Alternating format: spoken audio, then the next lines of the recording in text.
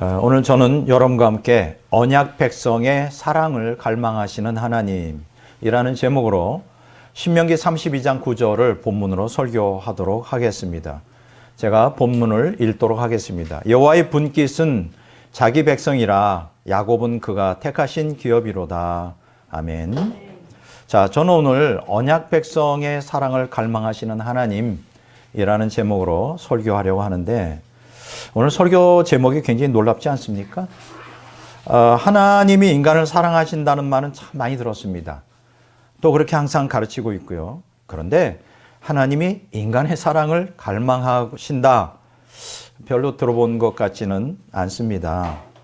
자, 그런데 성경을 깊이 연구해 보면 하나님이 언약 백성을 사랑한다는 그 가르침뿐만 아니라 하나님이 언약 백성의 사랑을 갈망한다라는 가르침도 성경에 나와 있습니다.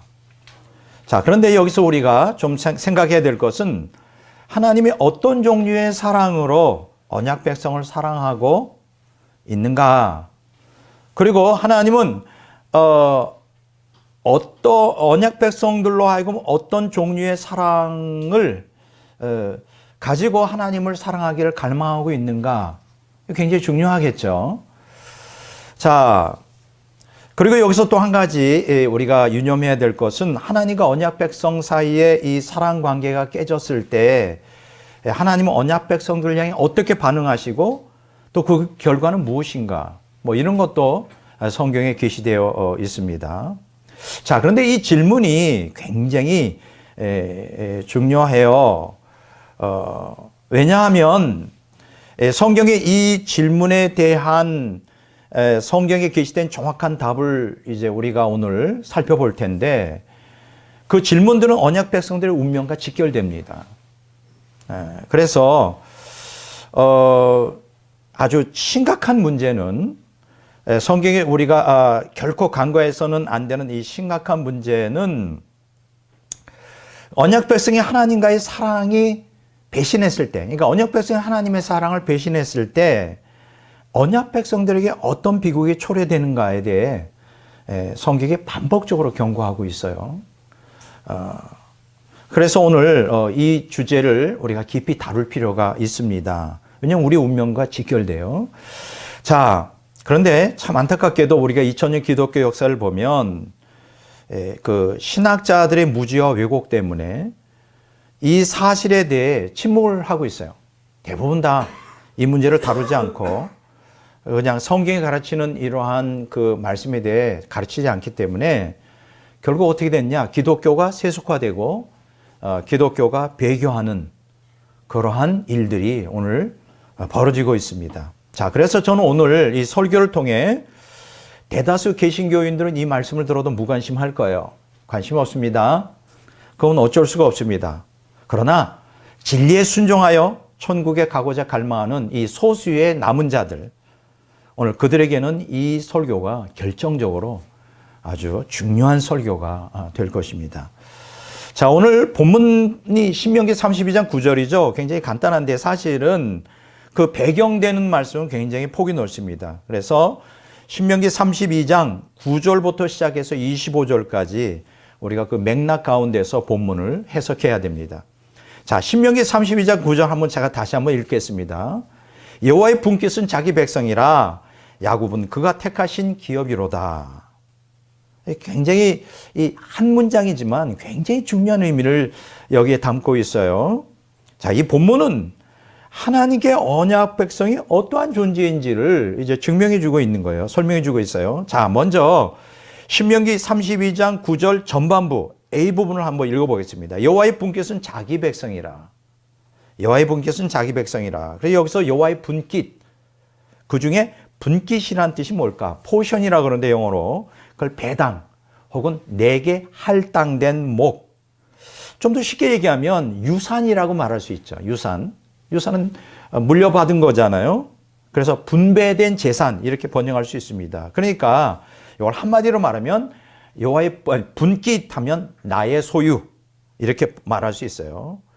나의 소유를 풀이하면 어떻게 될까요? 참 재밌는데, 내가 원하는 모든 것, 내가 필요로 하는 것 모든 것, 이거예요. 굉장히 재밌죠. 따라서 여호와의 분깃은 하나님의 소유로 번역할 수 있습니다.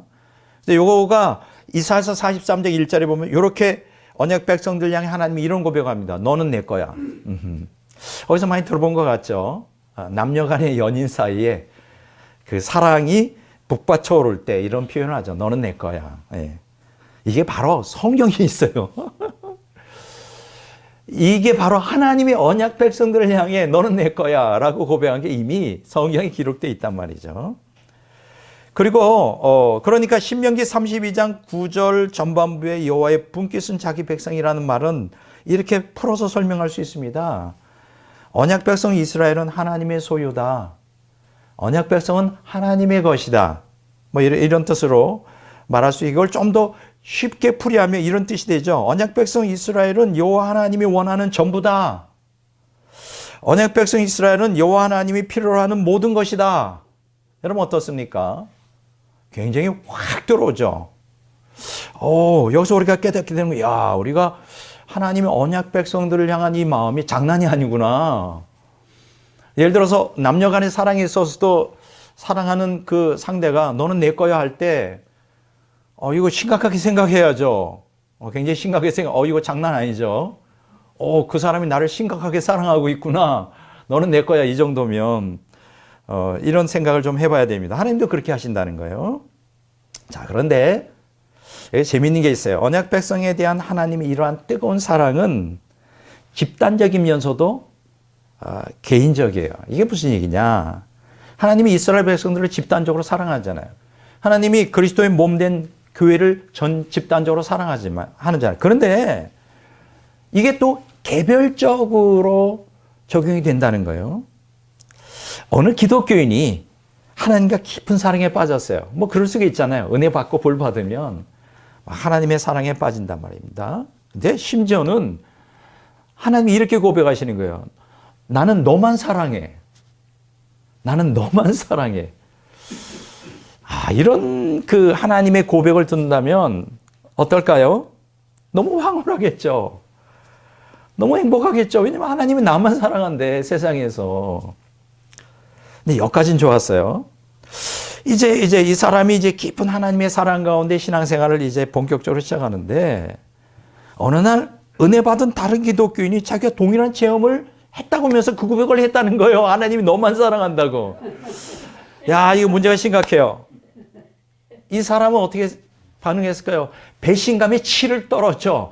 아니, 하나님이 나만 사랑한다더니 다른 은혜 받은 저 사람도 사랑하고 저 사람도 김집사도 사랑하고 이 권사도 사랑하고, 그럼 뭐야 그러면? 나는 그 많은 사랑 가운데 하나란 말이야? 이거 진짜 실제적인 일이에요. 실제로 그렇게 우리가 깨달을 수가 있습니다. 자, 이거는 하나님이 인간 존재의 차원과 다른 존재라는 거를 몰랐기 때문에 오해하는 거예요. 하나님은 거짓말한 게 아니거든요. 내가 너만 사랑해. 진짜 나만 사랑해. 근데 문제는 뭐냐? 하나님은 무소부재하셔요. 안 계신 곳 없이 모든 곳에 계시고, 하나님은 동시에 모든 곳에 완전히 임재해 계셔요. 인격적으로. 이게 굉장히 중요한 얘기예요. 이걸 갖다가 우리는 편재성이라고 그래요. 하나님의 편재성. 인간은 안 그렇잖아요. 예를 들어서 내가 어떤 사람을 온전히 사랑하면 다른 사람을 동일하게 동시에 그 시간에 사랑할 수 없어요. 그렇죠? 뭐 일부 다처제라 그래서 내가 여러 여인을 여러 그 아내를 사랑한다 그럴 때 내가 너만 사랑하듯이 절대 그렇지 않아요. 나눠줄 수는 있겠죠. 10명의 아내가 있다면 10명에게 10분의 1씩 나눠줄 수는 있지만 10개 전부를 10명을 동일하게 사랑하는 것은 인간이 불가능해요. 왜냐하면 피조물이기 때문에. 그러나 하나님은 그렇지가 않아요. 하나님의 편재성은 모든 사람에게 완전하게 개별적으로 임재해 계시기 때문에 내가 너만 사랑해가 통한단 말이죠. 이게 좀 이해가 잘 될지 모르겠습니다. 그러니까 하나님의 사랑은 분산되지가 않아요. 하나님의 사랑은 개개인에게 집중적으로, 그러면서 모든 사람을 사랑한다. 이게 이제 하나님의 존재의 특성이 이제 그런 것들을 우리가 이해를 할 수가 있습니다. 자, 신명기 32장 9절 후반부 B에 보면 이런 고백을 합니다. 야곱은 그가 택하신 기업이로다. 자, 본문에서 그가 택하신 기업, 하나님이 택하신 기업이라는 말은 신명기 32장 9절 전반부 A의 여호와의 분깃과 사실은 대꾸를 이루는 구절이에요. 그 히브리인들은 이런 방법을 잘 써요. 똑같은 하나의 사물을 표현할 때 이런 방식으로 저런 방식으로 써요. 근데 같은 내용인데 이걸 이제 대꾸법이라고 그래요. 대꾸법. 그렇게 함으로 본문이 말씀하시는 것을 더 뚜렷하게 이해하게 하는 거죠. 자, 여호와의 분깃과 그가 택한 기업은 같은 동의어라고 말할 수 있습니다. 자, 그러면 신명기 32장 9절 후반부에 그가 택한 기업이라는 게 무슨 뜻이냐? 여호와께 할당된 유업이라는 뜻이에요. 여호와의 분깃과 같은 뜻이죠. 자, 그가 택하신 기업이라고 하는 이 단어를 좀 더 뚜렷하게 표현한 데가 어디 나오느냐? 시편 135편 4절에 보면 나옵니다. 거기 보면 언약 백성을 하나님 뭐라고 표현하냐? 여호와의 특별한 소유라는 거예요. Special possession. 그냥 소유가 아니라 각별한 소유예요. 굉장히 사랑하는, 굉장히 소중히 여기는, 굉장히 아끼는. 여러분, 오늘 하나님을 믿는 사람들이 이러한 특별한 하나님의 대우를 받는다면 더 행복하겠죠. 언약 백성이 하나님께 그렇다는 거예요. 근데 신명기 26장 18절에 보면 거기서 더 나가고 있어요. 여기서는 언약 백성을 뭐로 표현하냐? 그의 보배로운 백성으로 표현하고 있습니다. His own special treasure. 이 treasure가 뭐예요? 보물, 보화라는 뜻이에요. 여러분 모르겠습니다. 여러분에게 보화가 뭔지. 주로 뭐 보화하면 뭐 다이아몬드나 금은 부치겠죠. 여러분, 다이아몬드와 금은 부치가 얼마나 소중하겠어요.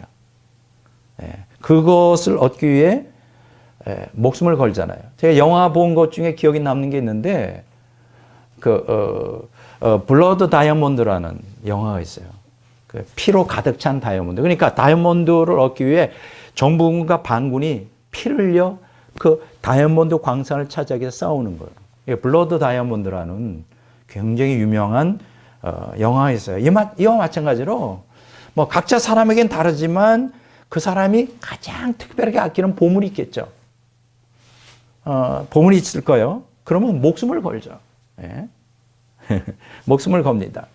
자, 신명기 32장 9절에 보면 하나님의 소유, 너는 내 거야라고 하는 소유에 중점을 두고 있다면 신명기 32장 9절 후반부에 보면 너는 나의 특별한 보배야, 보화야 라는 데 중점을 둬요. 굉장히 참 이 신명기 32장 9절에도 전반부 후반부가 이렇게 앙상블을 이루면서 이 언약 백성들이 너무 아름답게 표현하고 있는 게 그만큼 하나님께는 언약 백성이 소중한 보화처럼 너무나 귀한 보물이라는 뜻이죠. 야, 이런 말씀을 보면 우리 마음속에 하나님이 나를 그렇게 생각하시는구나. 감격과 행복한 마음이 들 수밖에 없는 것입니다. 자, 이렇게 신명기 32장 9절은 하나님의 소유인 보화로서 언약 백성을 아주 깊이 다루고 있는 것이죠. 자, 그러니까 다음과 같이 하나님의 언약 백성들을 이렇게 고백하는 거예요. 너는 내게 가장 소중하여 내가 원하고 필요로 하는 전부야. 야, 심각하죠. 야, 하나님이 언약 백성들을 향한 사랑은 이거 좀 심각합니다. 그냥 사귀기만 하고 내가 외로우니까 그냥 의지의 대상으로 좀 하나님을 좀 생각하려는데 하나님은 굉장히 심각한 관계를 생각해요. 너는 내게 가장 소중하여 내가 원하고 필요로 하는 전부야. 예를 들어서 남녀 간에도 그렇죠. 뭐 썸을 탄다는 얘기도 많이 합니다만은 한쪽이 그냥 별로 그냥 재미로 사귈 수도 있죠. 그 뭐 어떤 여러 가지 연유. 근데 한 상대방은 재미가 아니야. 이거는 목숨을 걸고 달겨들어. 굉장히 심각하죠. 그럴 때 조심해야 돼요. 남자든 여자든 그냥 재미로 그냥 한번 좀 즐겨볼까 엔조이 할까 하다 사귀는데 상대방은 목숨을 걸어. 잘 먹고 관계 결성됐다가 치정 죽여버리죠. 잘 여러분들 남녀 간의 관계를 설정할 때도 신중하게 생각하셔야 돼요. 그런데요, 하나님과의 관계를 설정할 때 신중하게 하셔야 돼요. 오늘 많은 기독교인들이 뭐 하나님 믿는다, 뭐 하는데 그렇게 심각하게 생각하는 것 같아요. 그냥 그 심심풀이 땅콩으로 하나님 그냥 믿어볼까? 근데 외로우니까 교회 나가면 또 친교도 하고 외로움도 없고 뭐 좋잖아. 이렇게 막 예배 분위기 좋고 좋으니까 친구도 사귀고 그렇게 서툰 수작으로 교회 다니면서 예수 믿었다가는 큰 코 다쳐요. 하나님은 우리가 예수를 믿는다고 할 때 그게 이제 하나님과의 언약 관계로 들어가는 거예요. 언약 관계로 들어간다는 건 성경에 뭐라 하냐면 언약적 사랑의 맹세를 서로 한다는 거예요. 언약적 사랑의 맹세가 뭐냐? 오늘 제가 세 가지로 말씀드리려고 해요. 언약 백성의 사랑을 그냥 갈망. 그러니까 그냥 심심풀이 땅콩으로 교회에 다니면서 적당히 신앙생활에서 천국 갈 생각 허덜덜 말아야 돼요. 하나님 굉장히 심각하게 이 문제를 생각합니다. 특히 세례를 받고 교회 다닌다. 이거 하나님과 언약을 맺는 거고 언약적 사랑에 들어가겠다는 결단인데 많은 사람들이 아무 개념 없이 마치 이것과 같죠. 남녀가 사랑도 하지 않는데 그냥 심심풀이 땅콩으로 한번 좀 결혼해 볼까 이런 것과 같아요. 그런데 상대방도 나를 그렇게 심심풀이 땅콩으로 생각하면 참 좋은데 헤어져. 좋아. 헤어져. 좋은데 만약 그 상대방이 나를 목숨 걸고 사랑한다? 그리고 내가 헤어졌을 경우에 너는 나의 전부야. 너 죽어. 이렇게 되면 문제가 심각하겠죠. 그래서 남녀 간의 사랑도 신중하게 하셔야 돼요. 그것 때문에 잘못하면 목숨을 잃을 수가 있어요. 남자든 여자든, 여자도 무서워요. 여자도 목숨 걸면 남자 죽어요. 괜히. 여자도 마찬가지예요. 근데 하나님과 우리의 관계는 더 심각해요, 여러분. 그러면 이렇게 생각하죠. 그런 관계는 차라리 안 믿지. 그거 안 믿으면 지옥 가야지 또. 그러니까 참 우리 인간이 이러지도 저러지도 못하는 거예요. 안 믿으면 지옥 가고 믿으려면 확실히 믿어라. 확실히 믿어야 된다. 이걸 제가 오늘 여러분들에게 드리고 싶어요. 굉장히 심각한 문제입니다. 믿으려면 정확히 믿어야 돼요. 안 믿으면 지옥 가는 거. 그럼 적당히 믿으려면 이제 어떤 결과가 오는지 이걸 여러분들에게 하나님이 어떤 분인지 여러분들에게 소개해 드리려고 합니다. 이렇게 언약 백성은 하나님께 보물처럼 소중하기 때문에 신명기 32장 10절에서 12절에 보면 9절 다음에 나오는 쭉 보면 다음과 같이 하나님이 고백하십니다. 여호와께서 그를 황무지에서 짐승이 부르짖는 광야에서 만나시고 언약 백성이 되는 그 과정을 얘기하죠. 호위하시며 보호하시며 눈동자같이 지키셨도다. 여호와께서 홀로 그를 인도하셨고 그와 함께한 다른 신이 없었도다. 그러니까 신명기 32장 9절에 언약 백성이 누구라고 이렇게 규정한 다음에 너무나 하나님께 소중하고 보호하고 전부기 때문에 이렇게 언약 백성들을 인도하셨다는 거예요. 뭐예요? 한마디로 말하면 눈동자처럼 여겼다는 거예요. 여러분, 보통 우리가 어떤 가장 소중한 최후의 보루로서 이거는 절대 포기할 수 없다. 눈동자라고 하죠. 눈동자 굉장히 귀하잖아요. 하나님 눈동자처럼 언약 백성을 여긴다는 거예요. 얼마나 소중했으면. 그래서 하나님의 사랑과 보호와 인도의 대상이라는 거예요. 야, 하나님께서 이렇게 끔찍이 사랑을 받으면서 우리가 이 광야 같은 세상에서 하나님의 사랑과 보호와 인도를 받으면 얼마나 좋겠어요. 더 바랄 게 없겠죠. 그렇죠? 그렇잖아요, 여러분. 자, 이런 엄청난 사랑을 하나님께 받는데 이제 문제는 뭐냐? 이렇게 사랑하셔요, 우리를. 언약 백성. 그런데 문제는 뭐냐? 아까 언약적 사랑이라는 게 뭐야? 쌍방간 사랑이란 말이에요. 오늘 계신 기독교인들이 착각하는 게 하나님의 사랑을 받길 원해. 이 광야 같은 세상에서 하나님의 사랑과 보호와 인도를 받길 원해. 눈동자처럼 귀하게 여기긴 받길 원해. 그런데 문제는 뭐냐? 우린 그렇게 안 해. 이거 똑같이 부부간에도 똑같잖아요. 한쪽은 목숨을 걸고 그 사람 헌신하는데 또 한쪽은 그 사랑을 배신해. 그러면 어떡할까? 죽여버려야지. 죽여요? 그래서 죽이는 경우도 있잖아요. 문제는 뭐냐? 하나님이 이렇게 엄청난 우리를 사랑을 하는데 언약 백성은 다른 신을 섬겨 하나님의 사랑을 배신할 수 있다는 거예요. 그게 어디에 기록되어 있냐? 신명기 32장 15절 18절에 기록되어 있어요. 예언이 되어 있다고. 앞으로 너희들이 가나안 땅 들어가서 그렇게 할 것 같아. 할 거야. 얼마나 가슴 아픈 고백이야. 남녀간에 사랑하는데 지금은 막 첫사랑이나 뜨거운데 너는 언젠가 나를 배반할 거야. 알고 있다면 얼마나 가슴이 아플까. 신명기 32장 19절 25절에 보면 그 결과가 어떻게 될까요? 이렇게 경고하고 있어요. 하나님의 진노가 임해 너희들 언약 백성은 멸망할 것이다. 와, 하나님 사랑. 너 나 사랑 안 해? 좋아. 깨끗하게 우리 이혼하고 갈라서자. 이거 아니에요. 없어. 그냥 난 너를 이렇게 뜨겁게 사랑하고 언약을 맺었는데 너가 나 배신해? 진노로 멸망하는 거야. 아, 무섭죠? 많은 기독교인들이 이러한 하나님의 특성을 모르시는 것 같아. 약간 치맥기 있는 할아버지 정도로 알고 있어. 그냥 하나님의 사랑을 그냥 부족한 인간들이 그저 눈 맞아서 살다가 싫으면 그냥 헤어지고 그냥 아주 쿨하게. 하나님 쿨하지 않아요. 이걸 모르고 있어, 기독교인들이. 그래서 신앙생활에 실패합니다. 하나님이 누군지를 잘 몰라. 하나님의 성격이 어떤지, 하나님의 특성이 어떤지 몰라요.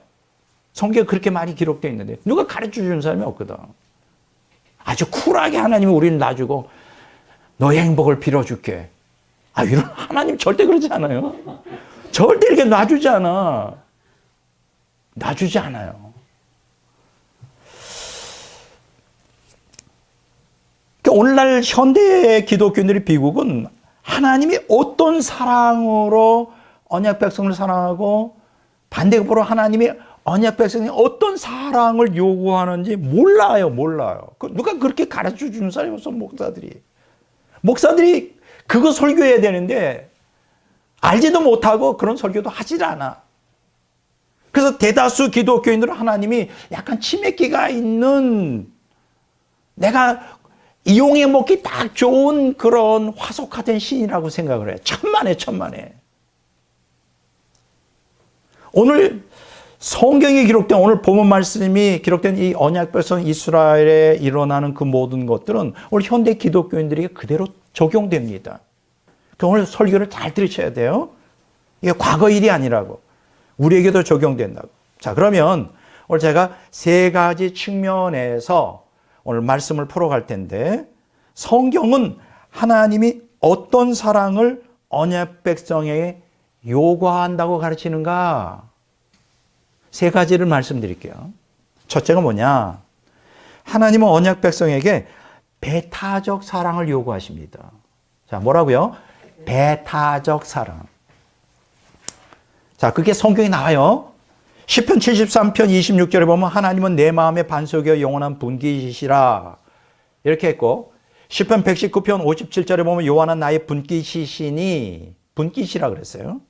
시편 142편 5절에 보면 여호와여 내가 주께 부르짖어 말하기를 주는 나의 피난처시요 살아있는 사람들의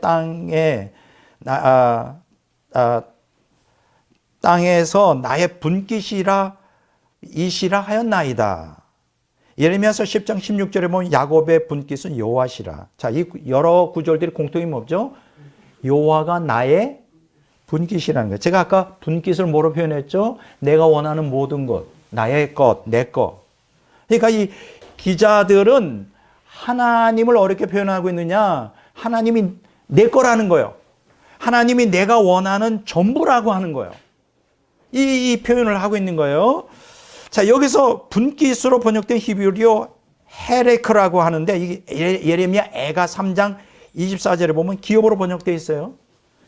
그래서 예레미야 애가 34절에 보면 여호와는 나의 기업이시니, 이걸 현대어성이 이렇게 표현했어요. 여호와는 내가 가지고 있는 모든 것, 내가 바라는 모든 것. 제가 여러분들에게 한 가지 질문하겠습니다. 오늘 하나님은 언약 백성이 여호와의 분깃이라고 말했어요. 너희들은 내가 원하는 전부야. 너희들은 보물이고 너희들은 내가 갖기를 원하는 전부야. 거기에 응답하여 우리도 하나님은 내가 원하는 전부예요. 하나님은 내가 바라는 모든 것이에요 라고 고백하고 그런 신앙을 갖고 있는 기독교인들이 과연 몇 명이나 될까? 나는 오늘 여러분들에게 질문하고 싶어요. 여러분들에게도 과연 하나님이 여러분들이 원하는 전부입니까? 이걸 좀 묻고 싶어요. 이게 언약적 사랑의 특성이에요. 하나님은 언약 백성을 나의 분깃이라고 고백하듯이 언약 백성 역시 하나님을 나의 분깃으로 고백하기를 하나님은 원하신다는 거예요. 자, 오늘 설교를 들으면서 계속 좀 생각해 보시기 바랍니다. 바울은 이런 고백을 했어요. 빌립보서 3장 8절에 예수 그리스도가 자기가 원하는 전부라고 고백했습니다. 아, 대단하죠? 이게 정상적인 신앙이에요. 이게 성경이 요구하는 참된 믿음의 실상이라고. 예수님이 나의 전부가 되어야 돼. 예수님이 나의 전부가 되어야 된다. Jesus is all. 예수님이 전부예요. 자, 한번 읽어볼까요? 빌립보서 3장 8절에 내가 그를 위하여 모든 것을 잃어버리고 배설물로 여기면 그리스도를 얻고 라고 표현했죠. 자, 이 현대어 성경 보면 이렇게 나옵니다. 난 그리스도 외에는 다 쓰레기처럼 여기고 모두 내버렸습니다. 그리스도를 얻기 위해 그렇게 한 것입니다. 그러니까 그리스도를 얻기 위해 다른 걸 다 버렸다는 거예요. 그리스도가 전부라는 거예요. 자, 우리도 바울처럼 내게 그리스도가 전부라고 고백할 수 있을까? 자신에게 물어보라고요. 하나님 바울의 고백을 모든 기독교인들로부터 듣고 싶어 하세요. 여러분 이렇게 생각할지 몰라요. 야, 욕심도 많으시네. 아, 내가 교회에 나와주는 것만 그거 만족 못해? 아, 하나님 욕심이 너무 많으신 것 같아. 자, 이 문제에 대해서는 나중에 제가 좀 더 깊이 다루겠습니다. 그리고 하나님은 우리가 주님의 것이라는 고백 역시 듣고 싶어 하세요. 나는 주님의 것입니다. 주님은 나의 것입니다. 내가 원하는 전부예요. 나는 주님의 것입니다. 주님의 것이에요. 자, 로마서 14장 7절 9절에 그렇게 말씀하고 있어요. 예수 그리스도가 우리를 위해 죽으시고 부활하신 목적은 우리로 주님의 것이 되게 하기 위한 것이다. 우리 중에 누구든지 자기를 위해 사는 자가 없고 자기를 위하여 죽는 자도 없도다.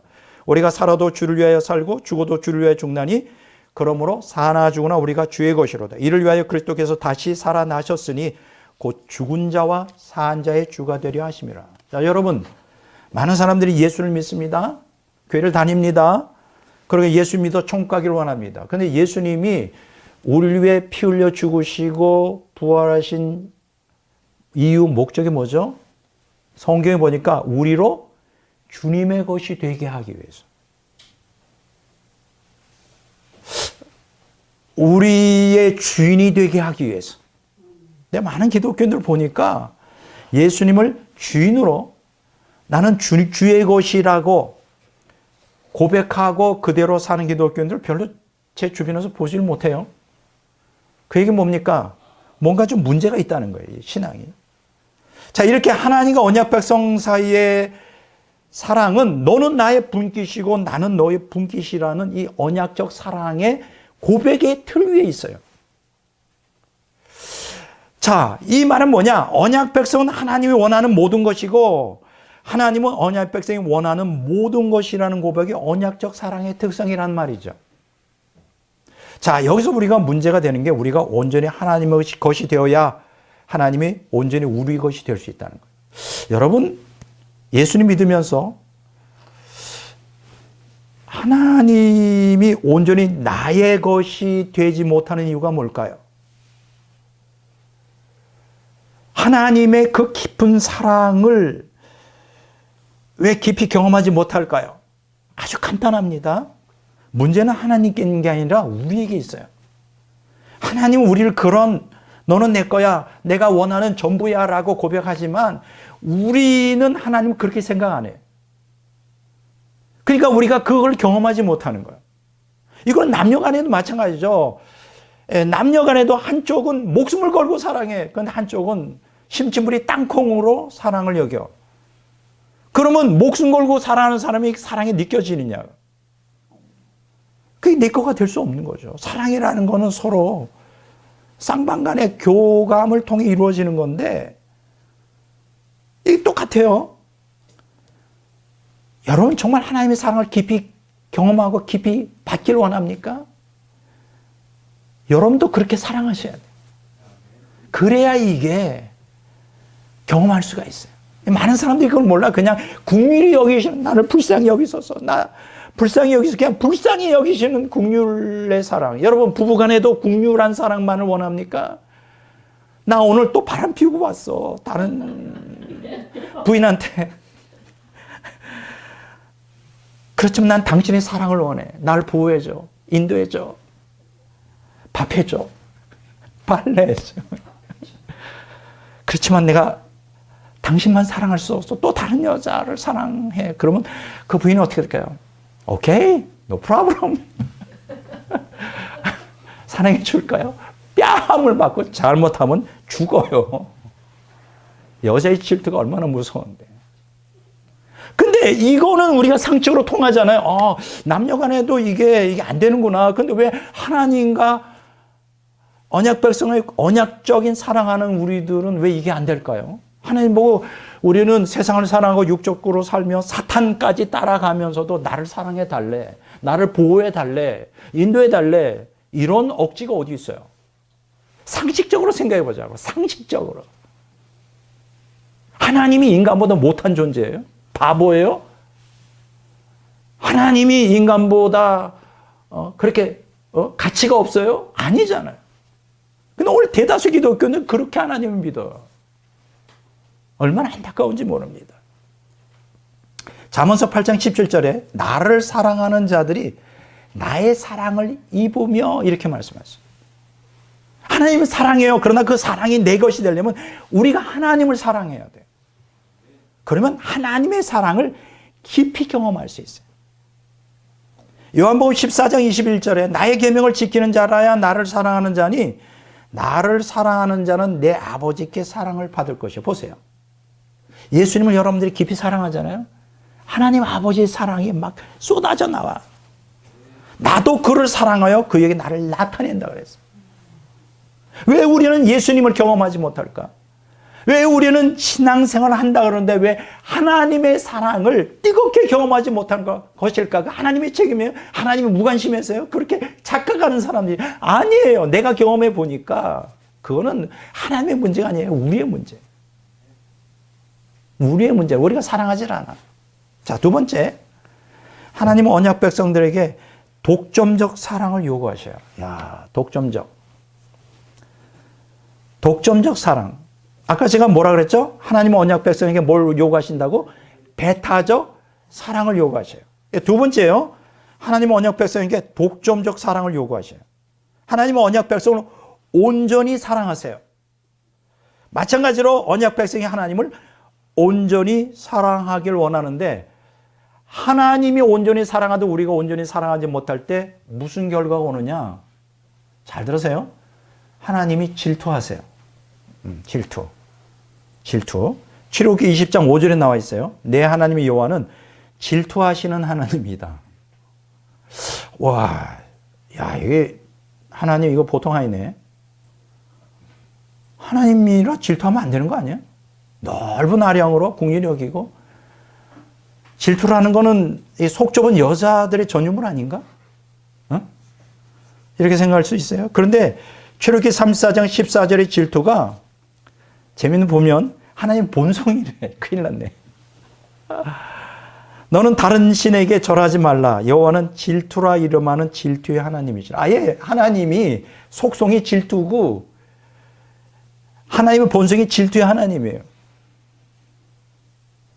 근데 이게 여러분 그 질투가 더 심한 여자들이 있어요.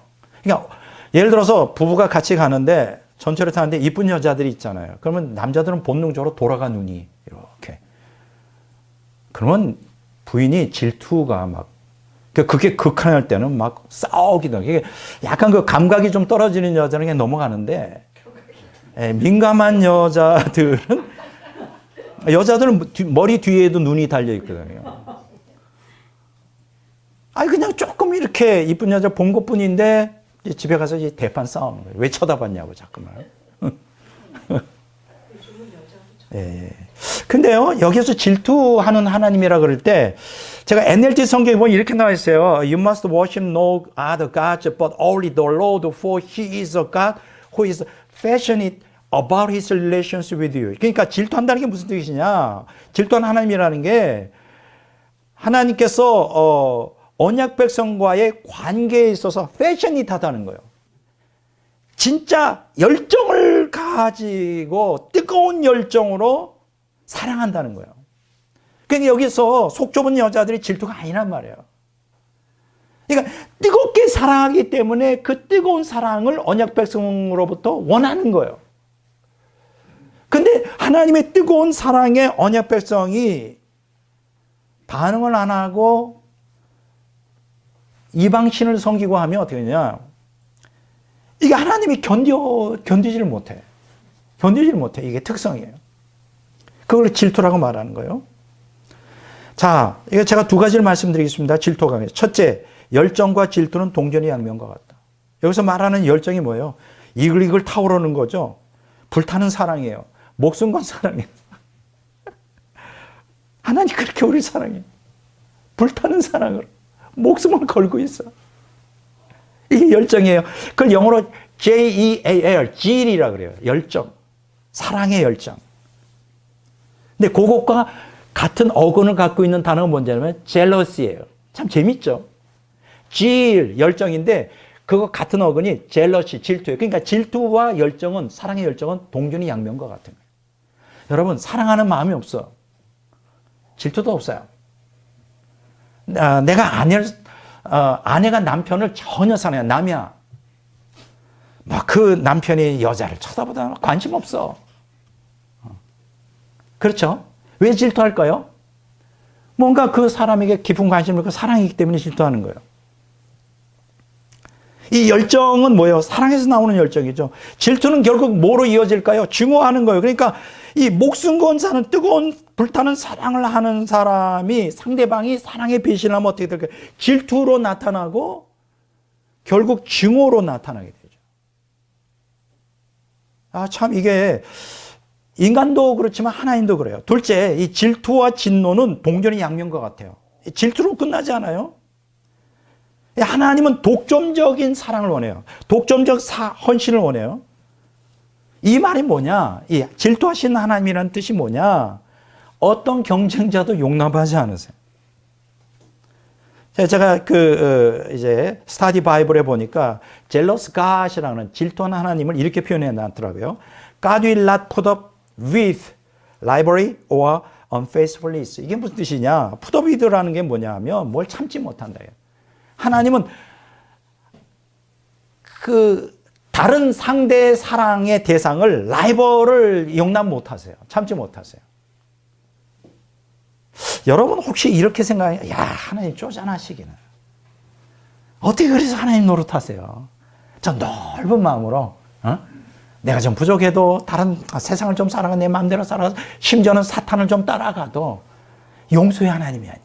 사랑의 하나님. 좀 쪼잔한 거 아닌가? 그러면 여러분은 안 쪼잔해요? 여러분이 자기 아내를 죽도록 살아, 목숨 걸고 살아, 막 목숨 걸고 불타는 데. 근데 그 여자가 다른 남자하고 바람이 났어. 그래, 나는 넓은 마음에 아가페 사랑이야, 무조건 사랑이야. 그럴까요? 안 그럴 것 같은데, 여러분 못할 것 같은데. 하나님 마찬가지예요. 그래서 온전한 헌신을 안 하잖아요. 온전한 사랑이 아니잖아요. 그러면 어떻게 하냐? 하나님이 그 진노를 표출돼. 신명기 4장 24절에 보면 여호와는 소멸하시는 불이요 질투하시는 하나님이라고 그랬어요. 신명기 6장 5절에 진노하사 어떻게 될까? 멸절시켜요. 죽여버린다. 멸망시켜버려요. 그래서 지옥에 가는 거예요. 이런 특성을 오늘 기독교인들이 잘 모르는 것 같아. 하나님이 얼마나 이 대단하신 이러한 특성을 갖고 있는지. 이런 하나님의 특성을 여호수아라고 하는 모세의 후계자가 정확히 알고 있었어요. 그래서 이스라엘 백성들에게 이제 가나안 땅에 들어갔을 때 저들이 하나님을 버리고 다른 신을 섬겨 하나님의 질투를 유발시켜 멸망할 것에 대해서 극히 걱정하고 있어요. 그래서 다음과 같이 경고합니다. 여호수아서 24장 19절 21절에 여호수아가 백성에게 이르되 너희가 여호와를 능히 섬기지 못할 것은 그는 거룩하신 하나님이시여 질투하시는 하나님이시니 너희의 잘못과 죄도를 사하지 아니하실 것임이라. 만일 너희가 여호와를 버리고 이방 신들을 섬기면 너희에게 복을 내리신 후에라도 돌이켜 너희에게 재앙을 내리고 너희를 멸하시리라. 여호수아는 알죠. 하나님을 섬긴다는 게 뭔가, 언약 관계를 맺는 게 뭔가. 아니, 너희는 능히 섬기지 못할 거야. 실패할 거야. 왜냐하면 그들이 그 진실성이 없단 말이에요. 하나님은 독존적 사랑을 원하는데 이스라엘 백성들은 하나님도 사랑하고 우상도 섬기고 이것도 섬기고 저것도 섬기고 하고 싶은 게 오늘날 현대 기독교인들처럼 하나님 그거 용납 안 하세요. 이게 무서운 거예요. 자, 세 번째. 하나님은 언약 백성에게 순결한 사랑을 요구하세요. 순결한 사랑. 야고보서 4장 4절에서 5절에 나와요. 가늠하는 여인들아 세상과 벗된 것이 하나님과 원수됨을 알지 못하느냐. 그러니 누구든지 세상과 벗이 되고자 하는 자는 스스로 하나님과 원수되는 것이다. 너희는 하나님이 우리 속에 거하게 하신 성령이 시기하기까지 사모한다 하신 말씀을 헛된 줄로 생각하느냐. 하나님은 언약 백성에게 순결한 사랑을 원하세요. 자, 본문에서 언약 백성이 세상을 사랑한다는 것을 뭐로 표현하고 있죠? 가늠하는 여인들아, 영적 가늠으로 번역해요. 그리고 여기 보면 하나님을 배신하여 하나님과 원수가 되게 된다는 게 세상을 사랑하는 게 영적 가늠이고 하나님과 원수가 된대요. 이거 오늘 기독교인들이 심각하게 생각하나요? 근데 그 이유에 대해서 뭐라고 얘기하죠? 하나님이 우리 속에 거하게 하신 성령이 시기하기까지 사모한다. 얼마나 우리를 열정적으로 사랑하는지 이 시기하기까지, 여기서 시기라는 단어는 좀 적절치 않은 것 같이 보여요. 그런데 이게 질투라는 단어와 같은 뜻이에요. 그러니까 우리 안에 거하시는 성령이 질투하면서 사모한다. 질투. 여기에 시기로 번역된 푸도논의 원형 푸도노스는 질투란 뜻의 젤로스와 같은 병행하는 동의어예요. 그러니까 이 시기는 서로에게 정절을 지켜야 하는 부부관계에서 어느 한쪽이 타인에게 마음을 빼앗길 때 품게 되는 불타는 질투심이에요. 여러분들이 하나님을 믿으면서 여러분 세상 사랑하고 사탄을 따라하고 욕망을 따라 살잖아요. 하나님 불타는 질투심을 가져요. 하나님은 여러분의 전부가 되기를 원해요. 여러분의 모든 걸 갖기를 원해요. 그런데 그게 안 되잖아요. 불타는 질투심. 근데 여기 하나님이 우리 속에 거하게 하신 성령이 시기하기까지 사모한다는 말은 이걸 좀 더 구체적으로 풀어볼게요. New King James 버전에 보면 이렇게 번역되어 있어요. The Spirit who dwells in us yearns jealously. 이게 무슨 뜻일까요? 우리 안에 거하시는 성령이 이 불타는 질투심으로 우리를 사모한다. 근데 이 불타는 질투심이 열렬하게 뜨겁게 뭐 이렇게 번역할 수도 있어요. 그러니까 너무너무 목숨 걸고 사랑하는 거예요. 누가? 성령께서 우리 안에. 그래서 우리가 세상을 사랑하면 견디지 못하는 거예요. 너무 힘들어하는 성령이. 오늘 기독교인들이 이런 사실 좀 알면 좋겠어요.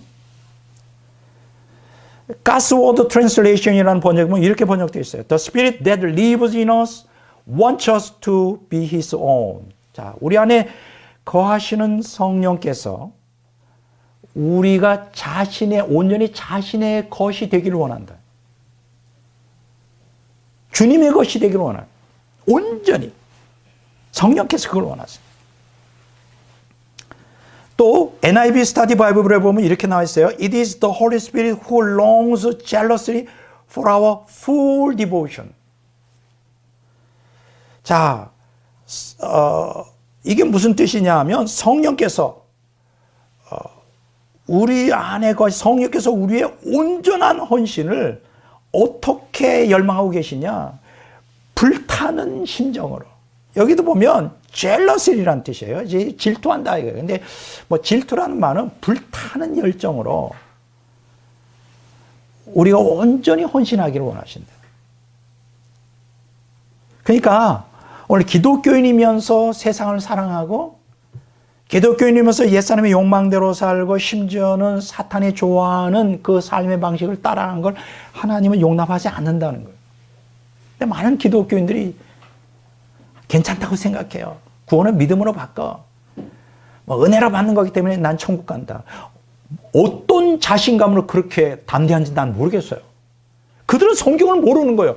그렇게 가르치는 목사님들이 없으니까 교인들이 그냥 널널하게 신앙생활 하는 거예요.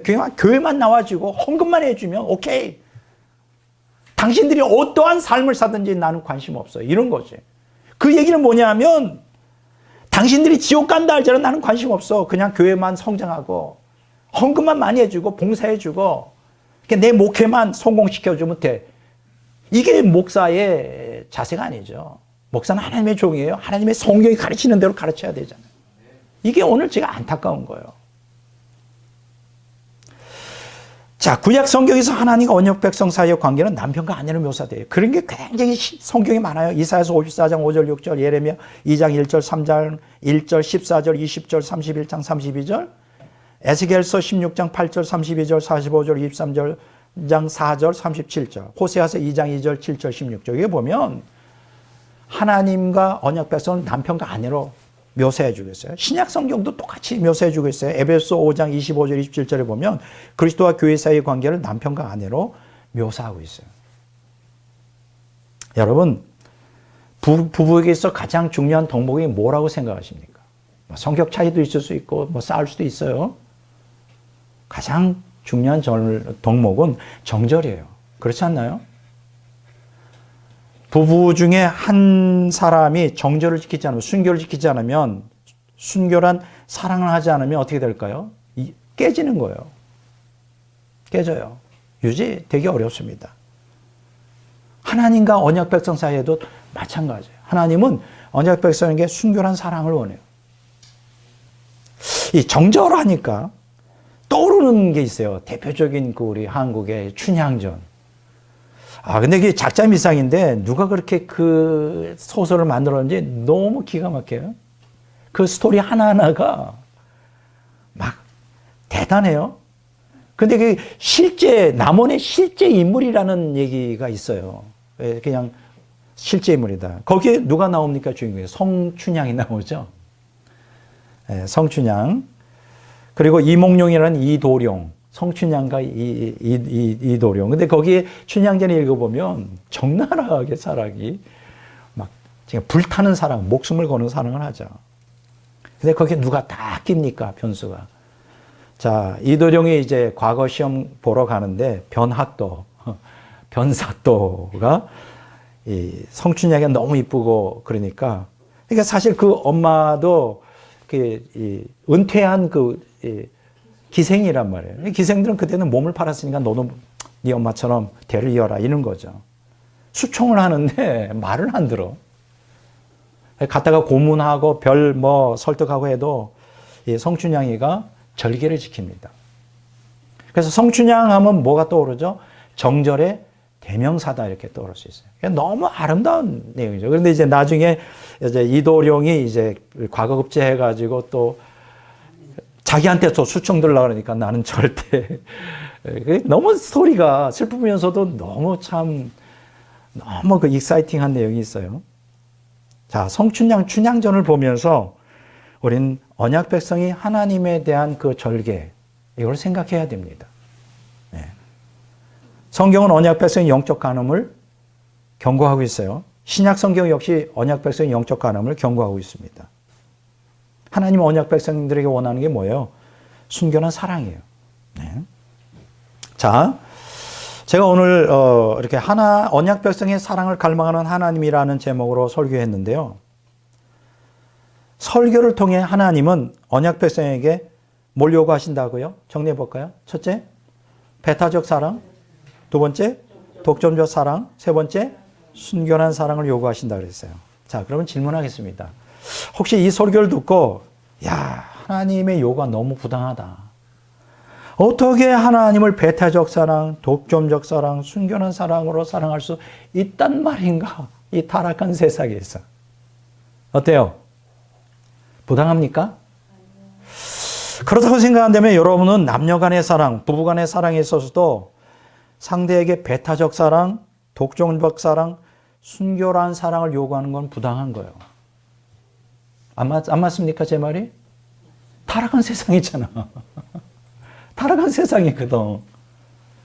그런데 여전히 오늘날 부부간에 있은 남녀간의 사랑에 있어서도 상대방이 나에 대하여 내가 목숨 걸고 정말 목숨 건 불타는 사랑을 할 때 상대방에게 뭘 요구하죠?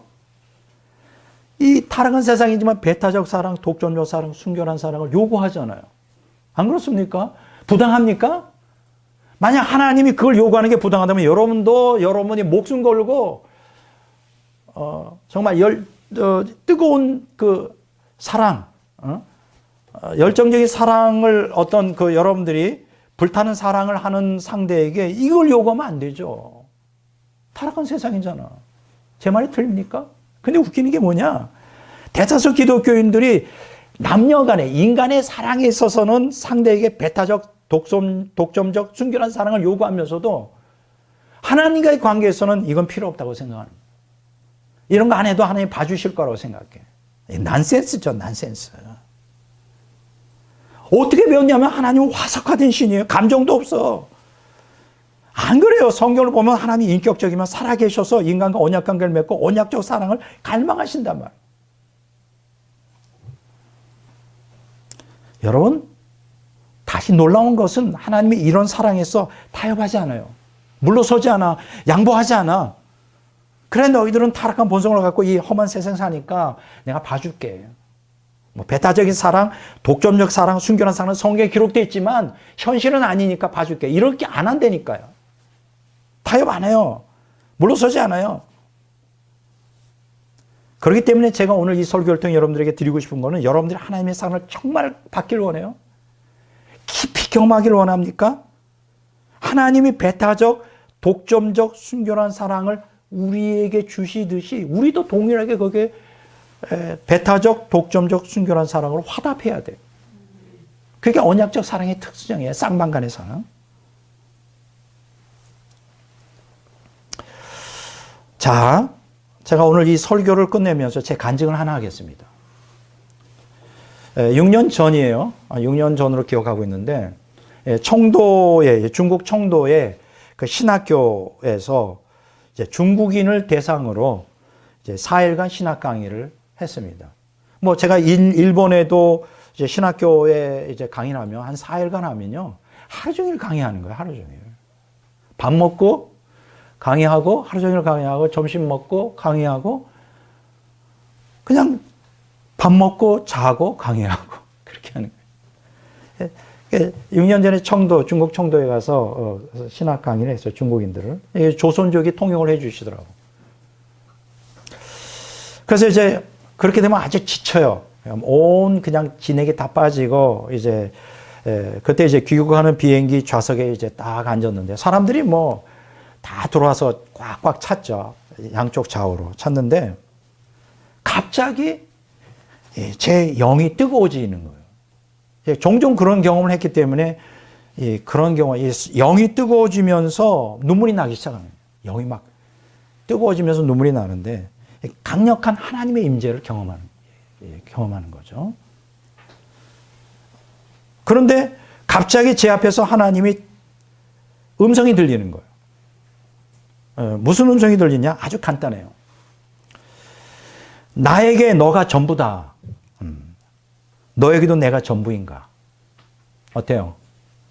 굉장히 저돌적이고 좀 황당하기까지 한 질문 아닙니까? 하나님이 그렇게 말씀해요. 나에게 너가 전부다. 전부야. 너에게도 내가 전부인가? 라고 질문합니다. 근데요, 그 질문이 너무 직선적이고 뚜렷했어요. 영어로 들리긴 하지만 계속 영은 뜨거워지고 눈물은 계속 나서 그냥 이 수건을 받치고 너무 창피한 거죠.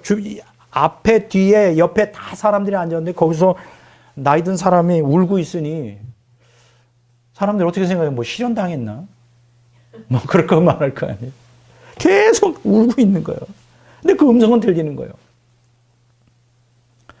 근데 순간적으로 제가 자신을 돌아봤어요. 나에게 하나님이 전부인가? 근데 전부가 아니야. 온전히 하나님이 나의 전부가 아니야. 그래서 대답을 못하고 있었어요. 시간은 흘러가는 거예요. 5분 지나고. 근데 하나님이 안 떠나셔.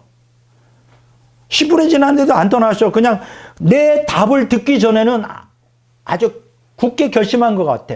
반드시 들어야 되겠다, 오늘 그 얘기를.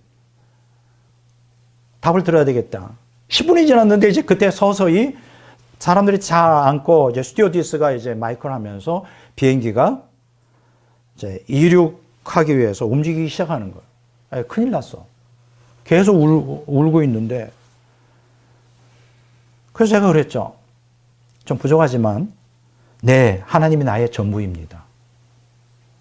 무서운 답을 했어요. 빼도 박도 못하는 거예요. 그 고백한 다음에는 하나님 나의 전부여야만 돼. 왜냐면 그 약속 안 지키면 나중에 야, 너 옛날에 그 고백은 뭐야? 뻥이야? 또 이렇게 질문하실 거 아니에요. 그렇게 대답했다니까요. 하나님이 안 떠나셔. 10분 지나도. 비행기는 움직이기 시작하는데 이륙하려고. 네, 하나님이 나의 전부입니다. 그런데 놀라운 그 고백을 딱 하니까 하나님이 임재의식이 싹 사라지면서 떠나시더라고요. 이런 특이한 경험을 했어요. 6년 전에. 오늘 언약 백성의 사랑을 갈망하시는 하나님을 여러분 마음속에 이렇게 간직하시기 바랍니다. 예수님을 믿는다는 게 무엇인가? 오늘날 대다수 기독교인들이 예수님을 잘못 믿고 있어요.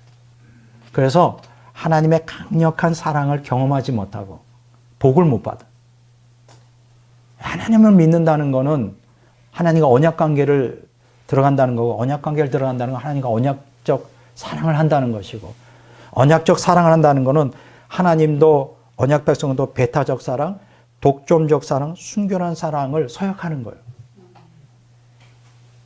여러분 이게 부당하다고 생각해? 여러분 이거는 배타적 사랑, 그건 하나님, 독점적 사랑, 순결한 사랑은 하나님이 하시는 건 오케이 이해가 되지만 하나님이니까 나는 이 타락한 세상에서 이 타락한 본성대로 이 어떻게 하나님을 배타적 사랑, 독점적 사랑, 순결한 사랑을 못한다고 항변할 거예요? 그러면서도 여러분들은 내가 사랑하고 목숨을 걸고 불타는 사랑하는 나의 연인, 그게 애인일 수도 있고 그게 부부간일 수도 있는데 그걸 요구하잖아요. 상대방이. 나를 배타적으로 독점적으로 순결한 사랑을 당신한테 원합니다. 요구하잖아. 근데 하나님이 요구하는 게 이게 부당하다고 생각하시냐 이거예요. 인간들은 남녀 간에 부부 간에는 그 사랑이 필수적인데도 불구하고 그 말씀을 드리는 거예요. 오늘 이 시간에 우린 다 부족합니다. 여전히 배타적 사랑, 독점적 사랑, 순결한 사랑을 하나님 원하시지만 우리는 그 기준에 못 미달할 수도 있어요. 괜찮습니다. 괜찮다는 얘기는 뭐냐면 회개하면 돼요. 넘어질 때마다, 연약해질 때마다 눈물로 회개하고 어제보다 오늘 더 또 내일이 배타적 사랑, 독점적 사랑, 순결한 사랑으로 변화되기를 갈망하면서 그 길로 가는 거예요. 하나님 다 아시고 계셔요. 그렇지만 이 한 가지만은 잊지 말길 바랍니다. 하나님은 언약 백성의 사랑을 갈망하신다. 불타는 열정으로 그걸 원하신다. 이 한 가지 사실만을 기억하시고 여러분도 신앙생활하는 가운데 하나님께 배타적 사랑, 독점적 사랑, 순결한 사랑을 이렇게로 응답할 수 있는 여러분들이 되시기를 주의 이름으로 축원합니다.